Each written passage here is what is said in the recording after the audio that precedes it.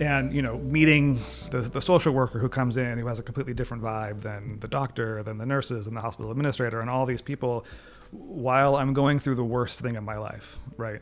And it's overwhelming and it's totally confusing. And I was like, oh, what we do really matters at the Institute, because we're preparing students to go out into the world and be with people on the worst day of their life.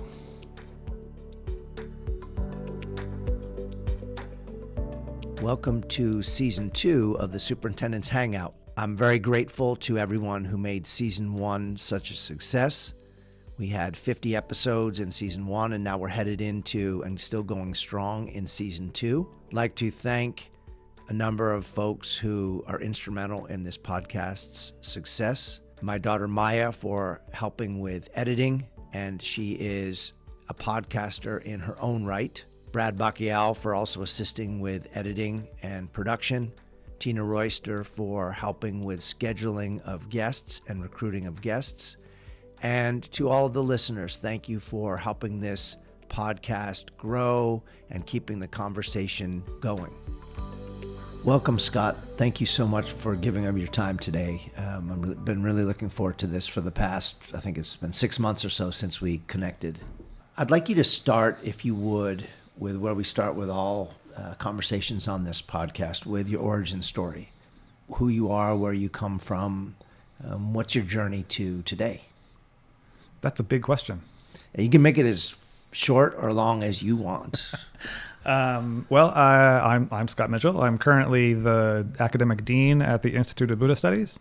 The Institute is a small graduate school and Buddhist seminary up in Berkeley. I tell people that I'm the dean of a Buddhist school, and most people have all kinds of assumptions about what that means. But being administrative dean means that sometimes I teach, but most of my days are spent answering emails and signing checks and less esoteric things than just Buddhism. I got into the study of Buddhism when I was pretty young. When we were growing up, our mother didn't take us to church. We were not in a religious family, but she was very clear about encouraging my brother and I to be open and questioning things. And so I sort of grew up as this pretentious punk who liked to talk about philosophy, and that led me to have no idea what I wanted to be when I grow up, but eventually I ended up getting a degree in philosophy. And what can you do with a degree in philosophy? I think you just got to stay in school. That's right. Yeah. You go to grad school, Yeah. and you get a PhD. And so I pursued the study of Buddhism. And early on in my grad school career, I learned about the history of Buddhism in the United States, and that just became really my focus ever since, which was, 25 years ago now. So you bring up an interesting point about growing up in a family that was not a religious family. Yeah. So I'm going to jump right into the deep end of the pool. Cool. On that point. My very non-database, so completely anecdotal feeling about Buddhism in America is that recently there's been a trend that draws people towards the idea of Buddhism.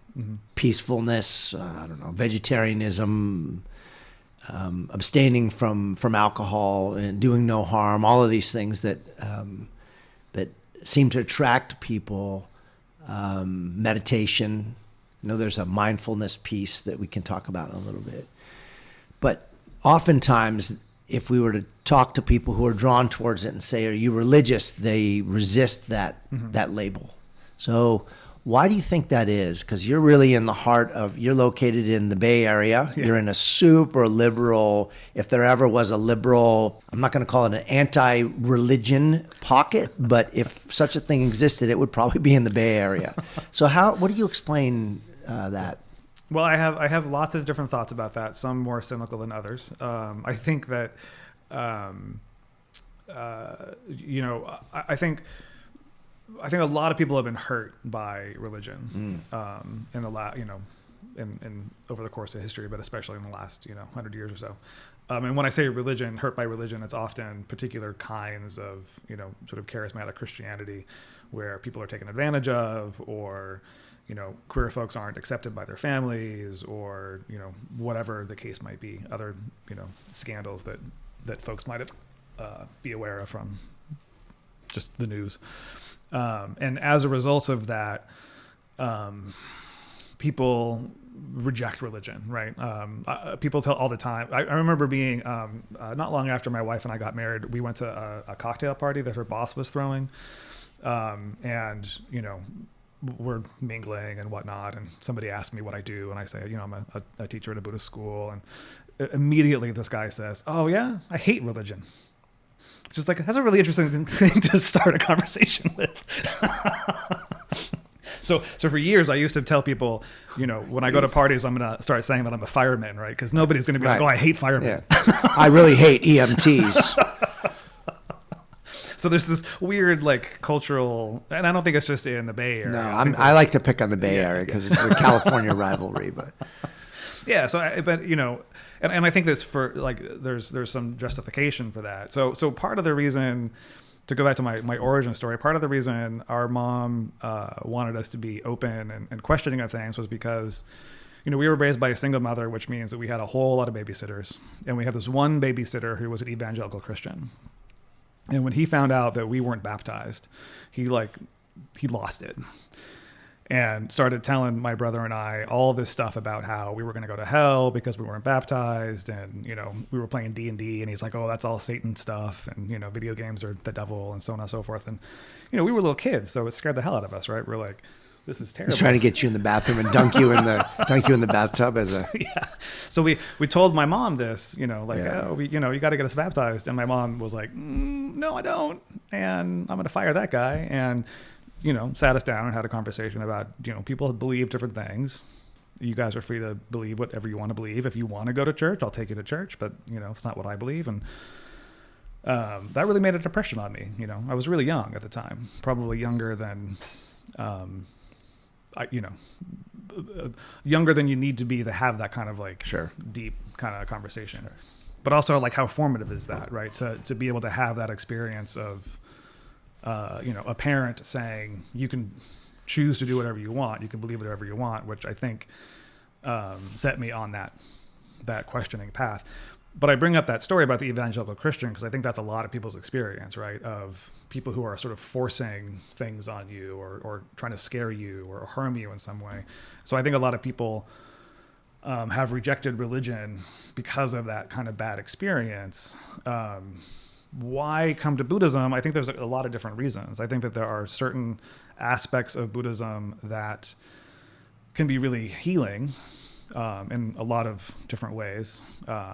You mentioned mindfulness and meditation. Personally, I'm not a big meditation person, but I also recognize that if you are doing it the right way with, the right kind of support, meditation can be extremely healing and extremely beneficial, even if you're not religious, right? So there's some practical benefits that I think attract people. And, I could think of some more cynical reasons, but I think I'll be kind for a change. Okay. This is a conversation about Buddhism after all, so I'm supposed to be a nice guy. It's supposed to be kind. So on the meditation topic, and we were speaking prior to hitting the record button, that the majority of the world's Buddhists actually don't meditate. Yeah. So why do you think that has become kind of it seems like it's become an American trademark of some connection to Buddhism? Is it? Yeah. Do you think it's a reflection of the challenges we face on a daily basis in Western society? Mm-hmm. Or? I think there's actually a lot of different things sort of come together, both historically and in the sort of contemporary world. On the historical side, there's this whole field of study called Buddhist modernism that is looking at a sort of historical moment when a lot of things changed for Buddhism in Asia, and that was also when Buddhism was coming to the West. Meditation became a big part of that for a variety of reasons. If folks are curious about that, there's a book by actually a friend and colleague of mine named Eric Brown, Braun, called The Birth of Insight, which is about sort of how meditation became a thing in Southeast Asia. Anyway, Eric Brown's work looks at the way in which meditation became a big like sort of reform movement in Burma and Thailand and places like that, the late 19th, early 20th century. More in the contemporary scene, I think my hypothesis, my theory, I think it has a lot to do with certain strands of American culture, which are sort of ironically very, very individualistic. I think most Americans, have this idea that, we're sort of in charge of our own lives, right? Like I'm the only person who can fix my shit. That's, it's my responsibility. I have to do it. The sort of individual lone wolf kind of mentality. Meditation can feed into that pretty easily, right? Like you might go someplace to do meditation, but you're in your own head. You're in your own head. You're alone there on the cushion. I think that there's also a sort of self-determination kind of rhetoric of American culture, right? American culture is all about self-determination and, this is what we're doing. And so I think that there's some resonances there with the way in which meditation sort of gets popularized in the mid to late 20th century of like, here's this thing that you can do to fix yourself. You can do it wherever you want, even in an airport lounge. That's right. Close your eyes and put your earphones in. Listen to your breaths and count your breath and all that kind of stuff. Which is, and like I said before, like I think that can be really great and really powerful for people. And there's nothing wrong with that. Right. At the same time, Buddhism has a lot more to offer. And another aspect of that is the community aspect.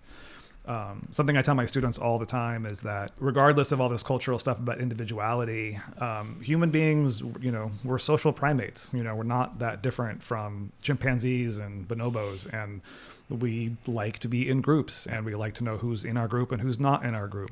There's a survival piece to that, right? Yeah. Like we seek out community. And that's, I think, another part of it, right? It's like, yeah, you're in your own head when you're on the meditation cushion, but you're also in a room with a whole bunch of other people. So that's also filling some sort of oftentimes unvoiced need or desire, right? So there's an irony there of people who've been hurt by religion. They leave religion, and then what do? They go find another religion, but they don't want to call it a religion because on that intellectual level, religion is bad. But there's still that like genetic need to have community, and religion is just one of the ways that Homo sapiens creates community. I say this with all due respect from one middle-aged bald white guy to another. So in your scholarly work, in a couple minutes we'll talk about kind of drilling down a little with more granular focus on your recent book. But just in general, do you wrestle with the fact that you're a white middle-aged guy, or the age part doesn't have anything to do with it, but you're often, if you're researching about Buddhism, you're having to peel back layers of culture, language, tradition that clearly you weren't raised with. How do you manage that intellectual dance in your own head? Or maybe it's not a thing. It's just something I would think about. Yeah, no, I mean, it's definitely something that comes up. I get asked not infrequently. The book that I wrote is about a very specific community of Buddhists that has its history in the Japanese community.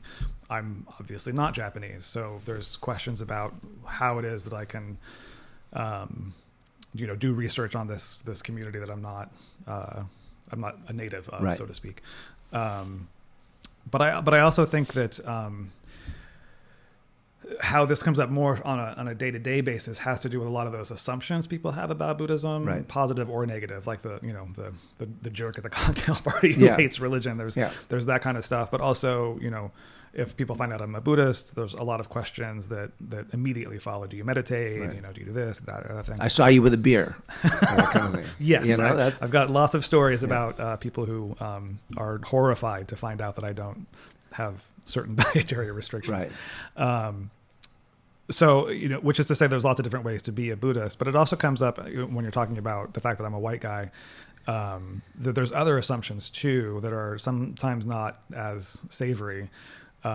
For example, a lot of my colleagues in the field of Buddhist studies, a lot of the white male people that I know happen to have Asian wives, for example. So for a long time, a lot of people, when they first met me, would often assume that I also have an Asian wife. And so there's something unseemly about that, right? Because there's a lot of like fetishization of Asian culture that might overlap with Buddhism and the study of Buddhism. And so there's all of that kind of stuff too that you kind of have to peel back and wrestle with. And honestly, I think that the best thing to do is just to be honest about it. Wow, I didn't even think about that angle. Yeah, and just and be honest about what's real and true for you, right? Like my wife's not Asian, and also I bring that up, and then one of the reasons why a lot of colleagues of mine happen to have Asian wives is because they spent a lot of time in Asia where they were doing research, right. And it's not like their wives are not also scholars. Most of their wives are also brilliant people that work in the same field, right. And of course they married this person. They work.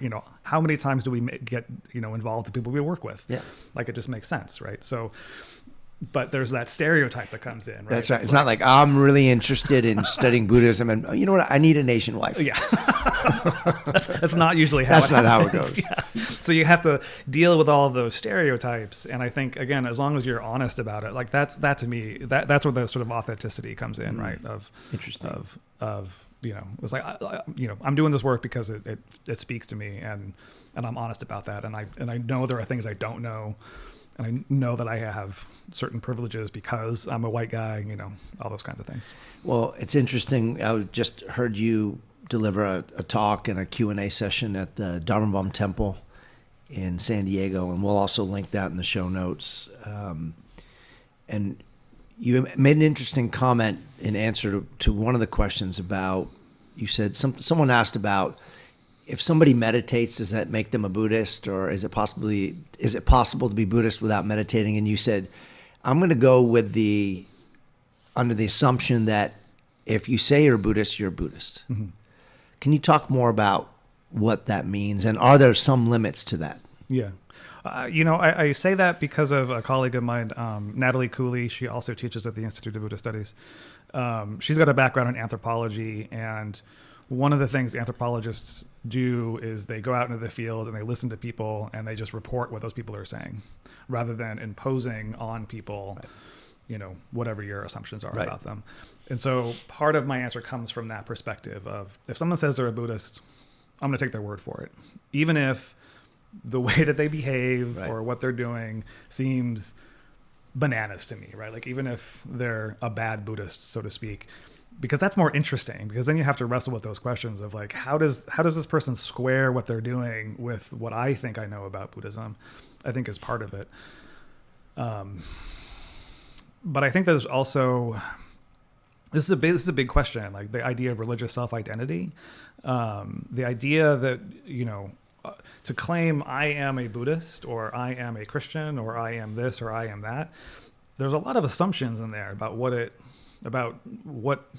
I am, right? Like what the individual person is.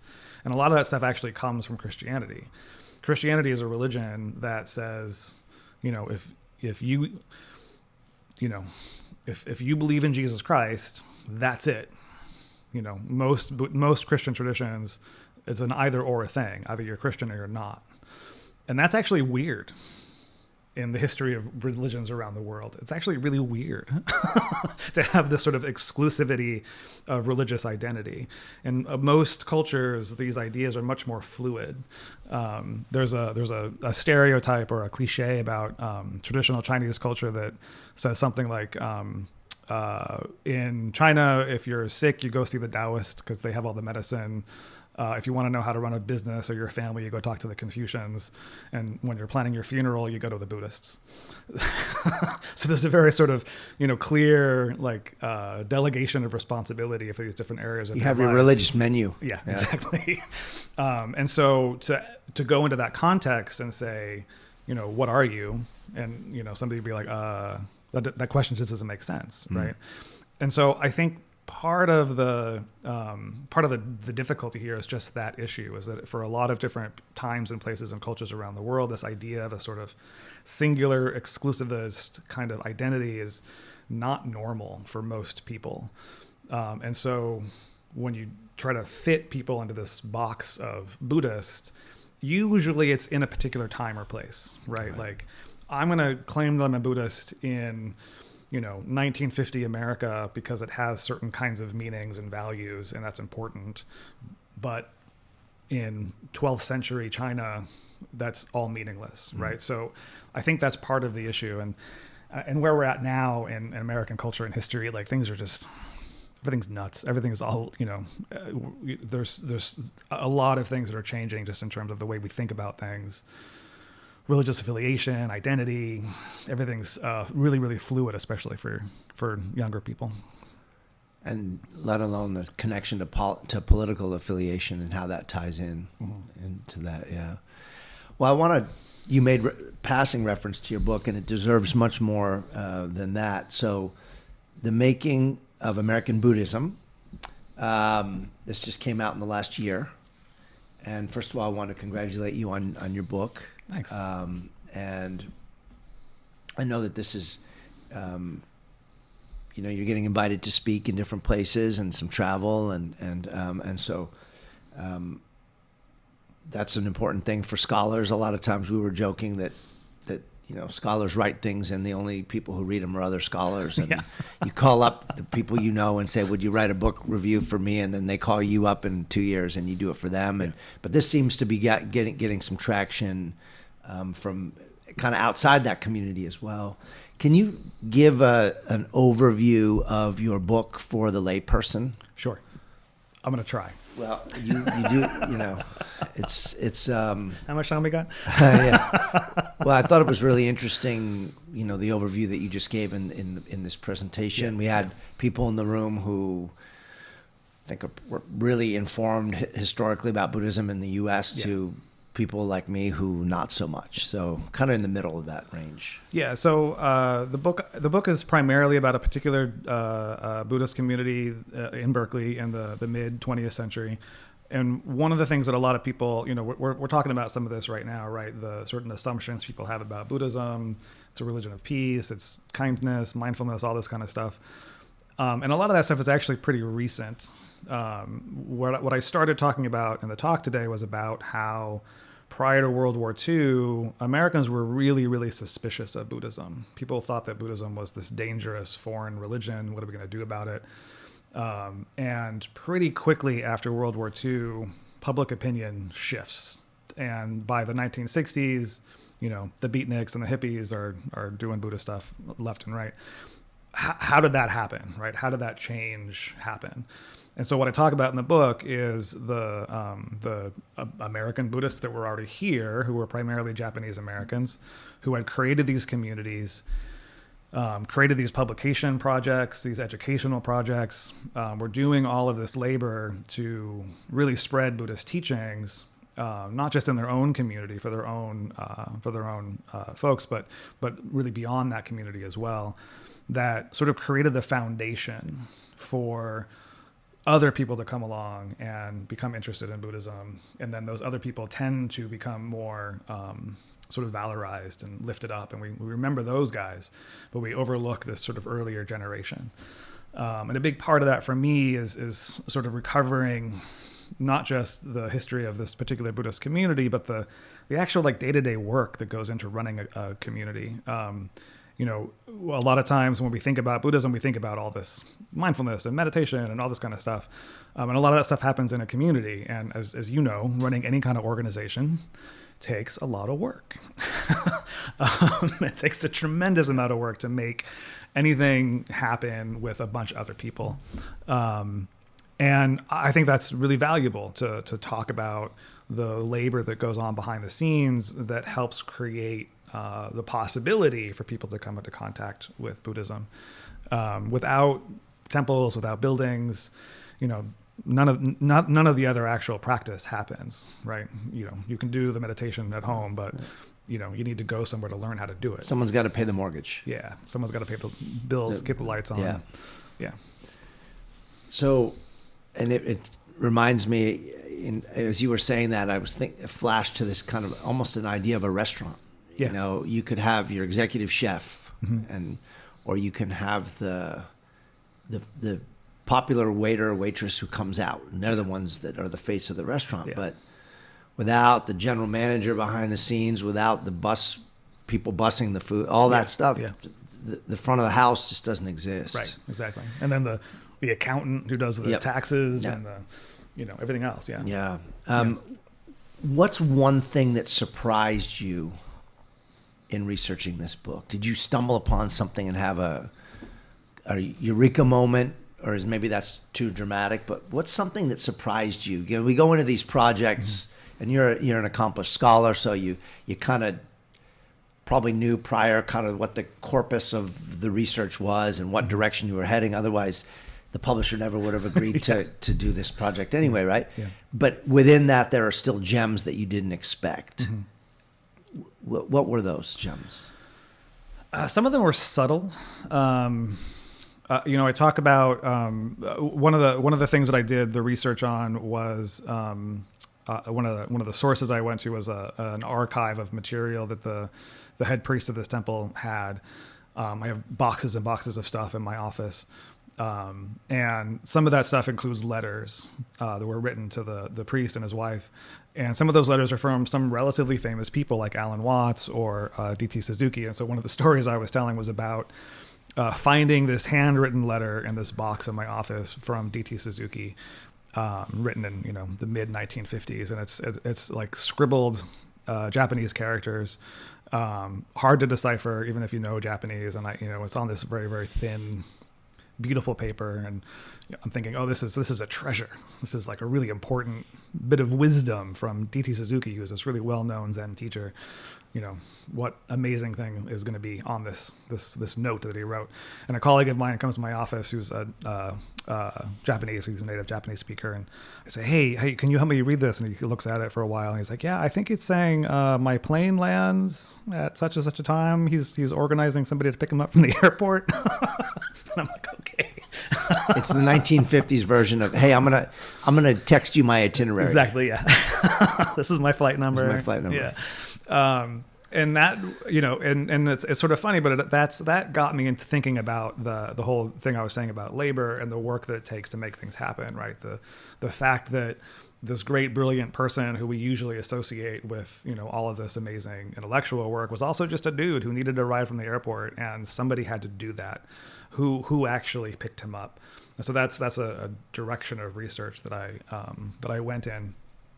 Another aspect, kind of to go back to Alan Watts, is Alan Watts. In the 50s and the 60s, he became a relatively well-known intellectual. Talked a lot about Buddhism and other religious stuff.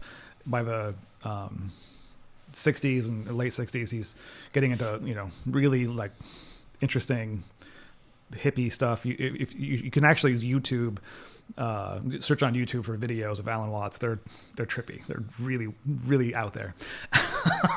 But in the 50s, he was a little bit more straight-laced, and he was really good friends with the folks that were in this book. And I wouldn't say this was a eureka moment, but it's one of those things that I wrestle with a lot, because Alan Watts was pretty pretentious and pretty judgmental about what he viewed as, proper or appropriate or real Buddhism, and was pretty dismissive of a lot of the more what we might call cultural practices that folks were doing. And yet they were all friends. They were all hanging out together. And that's just really, it's something I keep going back to and thinking about.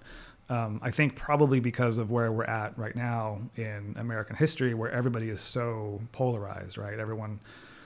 There's a lot of like ideological purity, right? Like if you don't agree with me on every little thing, then I want nothing to do with you, right?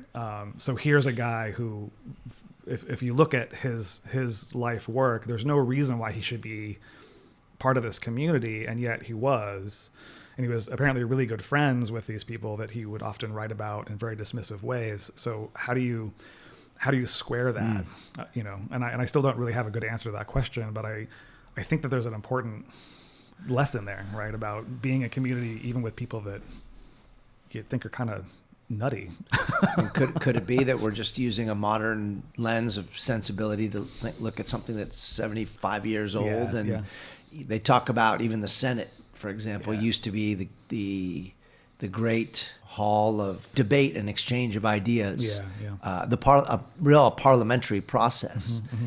And when you watch British Parliament, for example, they've got this thing where they go back and forth and they stand up and they say things about each other. But then afterwards, they're not sworn enemies. They know that they have to work together to get things done. You can have a differing of opinion. I think we've lost we lost that in certainly in the U.S.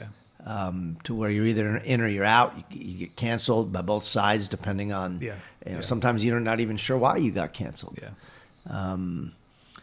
That's it. Really interesting. So you discovered some of that in your research. And there's a thing historians always say about learning from the past and all that kind of stuff, which is true, and I believe in it. But sometimes it's just hard to be like, okay, what do I take from this? What's the lesson here? And I, because I'm a product of our current moment, right? And I don't necessarily want to cancel people, but there's definitely people I'm like, yeah, you've crossed a line, right? And how do you know where that line is? How do you work with somebody even if they have crossed the line, because you have to work with them?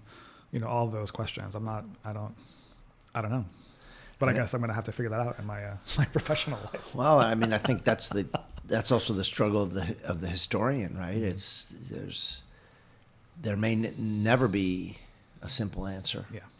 Right? We're complicated. We're human, and many of the factors are lost to time anyway, right? You see writings, and I often think about what's going to happen 1,000 years from now, or even 200 years from now, when people look back on these times. It seems like everything we do is documented to the nth degree. There's you can always look at those graphs. So there's been more information generated in the last year than there were in the first, from the year, 1000 to the year 2000, whatever. But it's all digital. It's all digital, but it's still, there's gaps. Yeah. Like there's still the human experience. And I don't know if we ever get there, right? And so I guess it would be, as a historian, both a source of some frustration, but also of hope, because the journey never ends. Yeah. And I think there's also some creativity and playfulness involved. Like, the letter from Suzuki, which is just his itinerary, is pretty clear. Like, this is just a human being. But you can also sort of do that speculation in other contexts, right? Maybe the historical record has some great speech by somebody, but you can anticipate, or you can sort of extrapolate that before that speech, whoever that person was had anxiety about it, and because like you're saying, he's a human being. They're a human being. Well, it's like it's appropriate because we're coming up on the honoring of Martin Luther King Jr. But the "I Have a Dream" speech actually wasn't supposed to even be delivered. Right. He had a different speech prepared. And there were some last minute changes and some dynamics once he started to speak that have kind of been lost to the general simplified version of history. And he started to launch into this thing, and that's all we remember. Right. And the only footage we ever see. It's really an interesting thing. So, in addition to this book, you have other scholarly pursuits when you're not answering your emails and trying to figure out how to keep a bunch of graduate students on track so that they can get their degrees and that the degrees can be worth what they're paid for and all that kind of fun stuff. Something jumped out in your in the jacket of the book that I wanted to ask you about. What's Pure Land Buddhism? Pure Land Buddhism is in Japan. It's a specific school of Buddhism, but it's more than that in the history of Buddhist thought and culture. What a lot of people know about Buddhism is that there was a Buddha who lived in India 2,500 years ago. But in the tradition itself, that historical Buddha is just one Buddha among an infinite number of Buddhas. He himself was very clear he didn't come up with any of this stuff. He saw into the true nature of reality, and then as a result could see that other people had come before him who also had this this vision of the true nature of reality. So there's, over time in the Buddhist tradition, lots of other Buddhas have been written about and talked about. And in particularly East Asia, one Buddha became sort of central focus of people's attention, and that was a Buddha named Amitabha, who in the stories exists in his own purified Buddha realm, a certain number of billions of light years away in the West. And this is going back to my comments earlier today about, you don't have to believe this literally. Right. Right. We can't jump in a rocket and go right. west from the Earth and find this Pure Land. But the stories are that he created this Pure Land, which is sort of an idealized practice place where usually it's after you pass away, you get reborn in this land, and you can immediately become enlightened. And then usually you actually come back here to this world after you become enlightened and help other people become enlightened. So this becomes a particular school of thought in Buddhism, and then it becomes its own school in Japan. I've always wondered this, and I should probably know this. So the different depictions of the Buddha that we see in statues, most of them, if you say to someone, what does Buddha look like? Mm-hmm. They're going to see this well-fed guy with his belly, and if you want to have luck, you rub it, and that kind of thing. That's not the Buddha. That's not the Buddha. Then there's the starving Buddha, I think, and so they're different. So can you talk a little bit about how different cultural understandings feed into those various depictions, and why you think certain depictions have prevailed more than others in the West, for example? Well, it's just like white Jesus, right? Jesus was not Scandinavian, but a lot of people in Northern Europe and America have this idea in their heads that Jesus is blonde and blue-eyed, right? With a six-pack abs. Am I going to get in trouble for that? That's just a depiction. Or he looks like Obi-Wan Kenobi or something, right? Exactly. And that's because as Christianity moved into different places, people represented Jesus in their own image. That's kind of what people do. Similar thing happens in the Buddhist tradition. In fact, for a very long period of time after the historical Buddha passed away, they didn't represent him in human form at all. He was usually represented by symbols like the Dharma wheel or other symbols like that. But then Buddhism it started to spread across the Indian subcontinent and interacted with Greek culture. And so some of the earliest statues that we have of the Buddha have a lot of similarity to Greek statues, because the Greeks had an artistic tradition of making statues of important people. And then that just keeps happening, right? It keeps spreading. In addition to the Buddha being represented as a person in statue form or whatever, a lot of his disciples get statues made of them or representations of them as well. And so those disciples get spread out across the different parts of the Buddhist world. And then within the Buddhist stories, there's also, semi-magical beings like bodhisattvas that are talked about. And so then they get represented in art. And then oftentimes those figures end up interacting with other cultural figures in other parts of the world. So the Fat Happy Buddha, for example, is sort of a conflation of one of the Buddhist disciples and a local Chinese folk hero who was a figure of luck, particularly for children. And so that image sort of incorporates both, and also a future Buddha. So it's sort of this incorporation of many different kinds of stories into one particular image, which is why, you rub up the belly for good luck. Interesting. Yeah, that makes more sense. It's kind of almost like an intellectually, I'm not going to call it an intellectually lazy way of our society looking at it, but when most of the time when you go to a Thai restaurant, it seems like every Thai restaurant I've ever been to, they're all buying their Buddha statues from the same supplier because it's the same version, right? Yeah, and different cultures are going to have more of a focus, and in most Thai contexts, they're going to have, this is the icon of the Buddha that means the most to them. here at the Dharma Bum Temple, what did I say? There's a couple of statues down there for different bodhisattvas, Right. 3 different bodhisattvas. And, if you're not part of the tradition, you might look at those and be like, oh, they're all Buddhas, but they're actually just different figures within the tradition. Yeah. How do you think educators like myself, those of us in particular who work in the K-12 education, should think about the lessons of Buddhism, taking into consideration, obviously, the separation of church and state? Mm-hmm. And I'll pause on that question to give a pitch for or comment on 2 things that Jeff, who's also been on this podcast, has been working on. First, he started the first Buddhist fraternity at San Diego State, co-ed fraternity.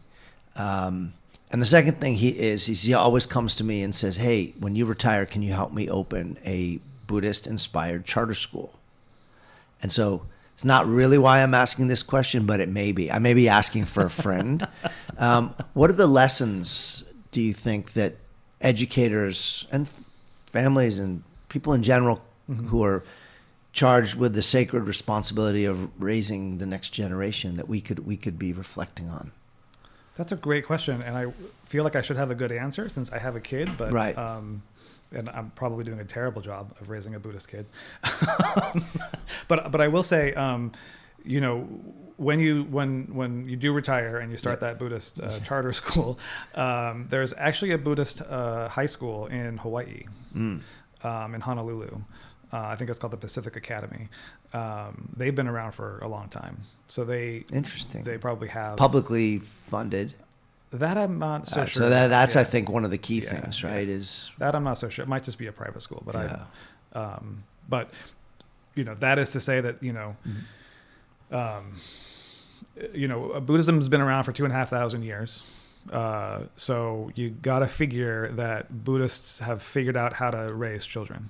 right. Because if they don't know how to raise children, then Buddhism dies out, right? So I think within the tradition, you're going to find examples of people doing Buddhist education and informing their education with Buddhist values in different ways. I know there's a lot of mindfulness programs that are trying to get mindfulness meditation into schools. I have really mixed feelings about that. How come? Well, for a couple of reasons. One, because I think that meditation can be really, really powerful. I think that meditation really can rewire your brain if you pursue it deeply. I'm still trying to work on that. I gave up. And which can be really great, but I also think that children's brains are literally still developing, and so I have questions about what it means to rewire a brain that hasn't fully developed, right?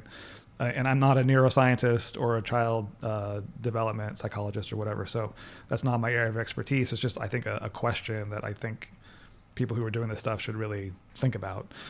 Then there's this whole other political pedagogy thing of, why are we expecting children to be quiet and, Right. well behaved and they're kids, right? Like, so there's a whole bunch of stuff there that I think is not necessarily a bad thing, but these questions about child development and whatnot that I think people should just sort of think through before they're like, oh, everyone should meditate and it's totally fine. So there's that. Personally, I think for the K through 12, I think the more like Buddhist values would be relevant and less controversial. Like a do no harm. Yeah, It's hard to argue against that. it's hard to argue against that. Or interdependence is a big issue. The pandemic sucked. I think we can all agree with that. But I do remember having this feeling of like, the whole world is going through this moment where you can't argue against how we're interconnected, right? A disease popped up in one corner of the world, and within 3 months, it was everywhere, and you couldn't leave your house. The world is interconnected, and that's a pretty fundamental aspect of Buddhist philosophy. So interjecting that kind of thinking into curriculum for younger people. This doesn't seem like a controversial idea to me. Other ideas like do no harm or Right. generally being compassionate and all that kind of stuff. Why would that be a problem?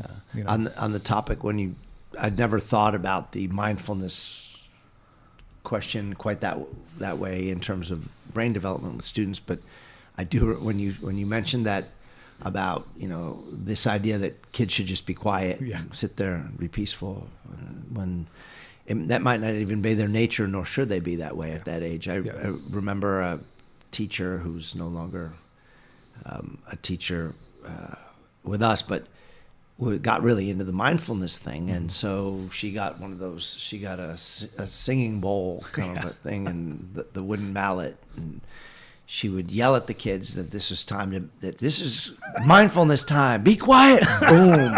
This is mindfulness time. I remember talking to one of the students coming out of that. These are middle school kids. He said, yeah, we hate this meditation thing. She always yells at us to meditate. Yeah.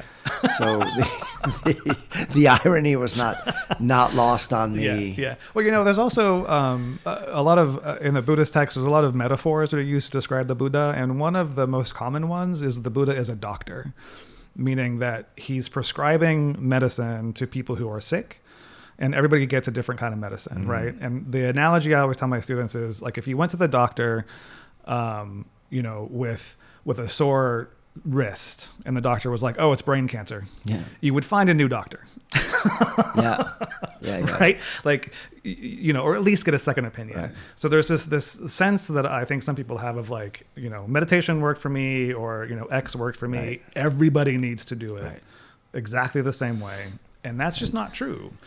Some people really respond to certain practices and other people don't. And that's fine, because, whatever it is that is keeping you from, enlightenment or whatever the case might be is unique to you. I think that seeing celebrities who jump on the meditation bandwagon and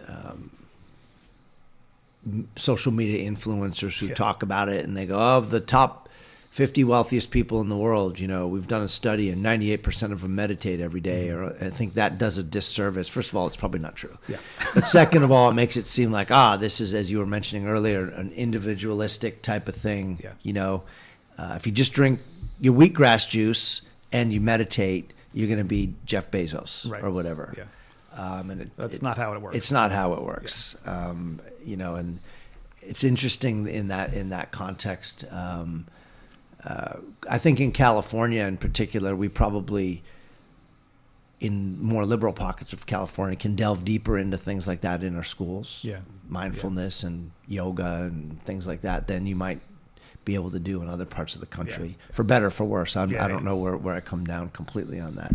Yeah, I feel the same way. My kid a couple years ago when she was still in elementary school, came home and like, we're doing yoga. And I was like, you're doing yoga. And like, that academic side of my brain is like, why are you doing yoga? Like, let the kids go outside and play. Right. On the other hand, she learned how to stretch her body in good ways. And that's probably keeping her healthy. So it's not a bad thing, but yeah.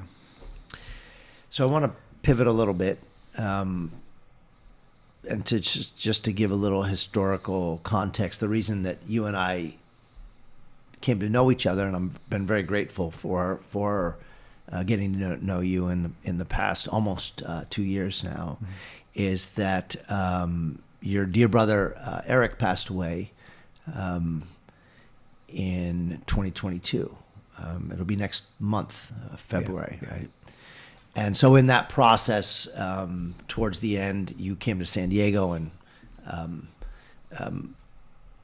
for some reason that I still can't figure out, Eric put me down as a good person to talk to, and so we struck up a friendship that I've been very grateful, and also with your extended family. I think it goes without saying that losing a sibling at a young age is challenging in every way we can think about. In a lot of ways we haven't thought about it unless it happened to us. Has your experience with Buddhism helped or has it informed the way you're working through Eric's passing? And if so, how? Yeah, that's interesting. Actually, I was as you were talking, I was thinking it's actually the other way. I feel as though my brother's passing has actually informed my work more. As you said, losing a sibling sucked. Hands down, losing my brother was the hardest thing I ever had to go through. No question about it. And this is actually one of the sometimes this is the limitation, right, of philosophy and religion. You learn things about, in Buddhism, suffering is inevitable, everything changes. But when you're in the middle of grief, you don't want to hear that. Because those are abstract ideas till they're not, right? Right, exactly. I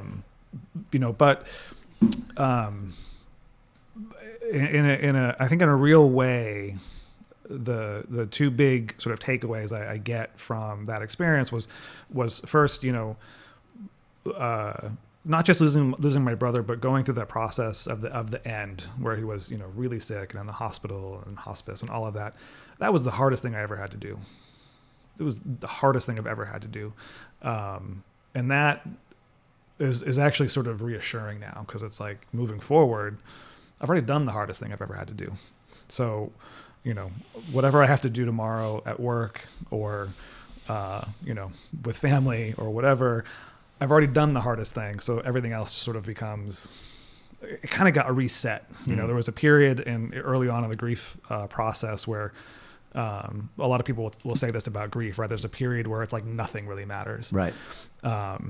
And I kind of settled into that for a long time until I sort of realized, like, oh, things matter. They just matter in a different way, right? So this goes back to a story that one of Eric's coworker friends said at his memorial service. Remember, Monica was talking about how as a manager, Eric would always say something when they were working on a project, we're not saving babies.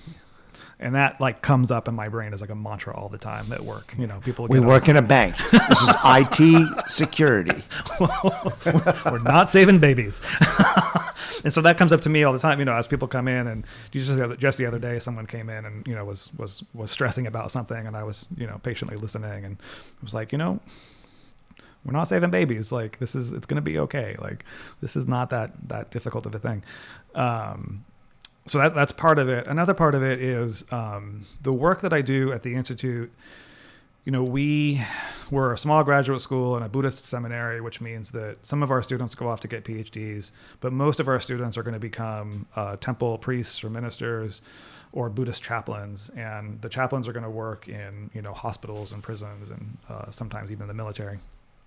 And so for the last, 15 years that I've been doing this, I've worked with a lot of students. They write master's theses about, applying Buddhist ideas to the work that they're going to do. And it was all, like you said, it was all abstract. And then all of a sudden it wasn't. And not long before my brother went to the hospital, we had a student, I guess this was before COVID, who wrote a thesis about being a hospital chaplain, and he wrote about the hospital industrial complex and how hospitals are, have all this bureaucracy, and it can be really difficult to navigate, and and all of the sort of politics within U.S. healthcare and all that kind of stuff. It was a brilliant thesis, and it was like, oh, this is really interesting. But again, it was totally abstract. And then I came down here 2 years ago. Tried to get in to see your brother. And it's the hospital industrial complex. And it was like, oh. And who are you, and how can you prove that you're a relative? Yeah, exactly. And, meeting the social worker who comes in, who has a completely different vibe than the doctor, than the nurses, and the hospital administrator, and all these people, while I'm going through the worst thing in my life, right? And it's overwhelming, and it's totally confusing. And I was like, oh, what we do really matters at the Institute, because we're preparing students to go out into the world and be with people on the worst day of their life. That's not work I can do. Like, I know myself and I know my limits. I know what I'm good at. I'm good at replying to those emails and signing the checks and occasionally writing a book. Right. But I'm not good at, the pastoral aspect of being with people who are truly suffering. And so, part of what I think I went through was this sort of realization of like, oh, what I'm doing really matters. And even if even if what I'm doing is sort of behind the scenes, I'm not the one. I don't teach our students how to be good pastoral leaders. I don't teach our students how to be good, teachers. I teach them about this abstract, dry history and philosophy. But as an institution, my colleagues are brilliant, and our students are going out. And they are saving babies down the line. And they are saving babies. Yeah, exactly. So it's sort of a humbling. It was like a big reset in my thinking about my work. And knowing Eric, he's laughing about that. Yeah, that jerk. Because he's like, "Hey, see, I tricked you. You thought I thought your work wasn't important, but I wanted to show you through the roundabout way that really you do have an impact." He's like, "Ha ha ha ha." Yeah, it's funny, when he was before he got sick, I never really thought that but most people in my family don't know what I do. Like, they don't really understand. Right. I don't come from a big academic, like a lot of scholars have academic families. You're just the guy with a doctorate, and they're like, "Hey, cool." Everyone's like, that's interesting. That's awesome. What do you do again? Yeah. I wrote the book, and my mom's like, "They give you an advance?" I'm like, "No, that's not how it works." He's like, because when Oprah wrote her book, right. Do you think we can get you on the Oprah book club with this? I never really thought that my brother was, I sort of put him in that same category. But when he was in the hospital, I would be visiting him, and he would spontaneously tell people, "Oh yeah, my brother, he studies religion. He'll be here to help me out. He'll know what's going on." And I'm like, "You were paying attention the whole time." Yeah, that sounds that sounds. I have this story that I shared at his memorial service, and I think it encapsulates who he was. That idea of just not taking life too seriously. He obviously took it seriously, and the important things, right? Yeah. Parenting more than anything, right? His two beautiful daughters. But we were out, he and I went camping out in the desert. And a couple things about that trip were interesting. One is he forgot his tent, which for a veteran camper was kind of odd, but anyway, he was going through a lot of stuff in his life, and he was distracted. So we get out there, and I've got a one-man tent. He's got no tent, and I'm like, "Sorry, man, I'm not sharing my tent with you." So he just beds down on the ground outside, puts his head in a rock, and goes to sleep. But at some point in the night, I woke up, and I looked over at the mountain, and there was just the strangest green laser beam going from the top of the mountain to the desert floor. I'm looking at this thing going, "This is like UFO country." I'm thinking, there's nothing out here. We're like, literally. So anyway, I wake him up and go, "Hey, dude, look at this. Look at this." We're looking, and the funny thing is, we took photos of it, and it never showed up on the. So, but he's looking at it, and he goes, "Yeah," and I go, "But Eric, this could be a UFO sighting," and he's like, "Yeah." And so anyway, he went back to sleep, and the next day we were talking about it, and he was just kind of totally nonplussed by the whole thing. He just was like, wow. And I'm thinking, we've been visited by creatures from another. And so he really he thought about the things that were essential. And, it wasn't essential to even buy long pants. So he just wore shorts.